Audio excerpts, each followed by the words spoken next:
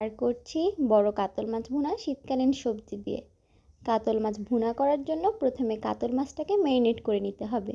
কাতল মাছের পিসগুলোকে ভালো করে ধুয়ে দিয়ে দিতে হবে রসুন বাটা, হলুদ গুঁড়ো, একটু বেশি মরিচ গুঁড়ো, সরিষার তেল।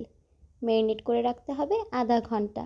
তারপরে কড়াইতে সরিষার তেল আরেকটু দিয়ে গরম করে তেলে মাছগুলোকে দিয়ে দিতে হবে। নেড়ে চেড়ে মাছগুলোকে একটু কড়াইয়ের তেলে ফ্রাই করে নিতে হবে। তারপরে দিয়ে দিতে হবে কষানোর জন্য পরিমাণ মতো পানি।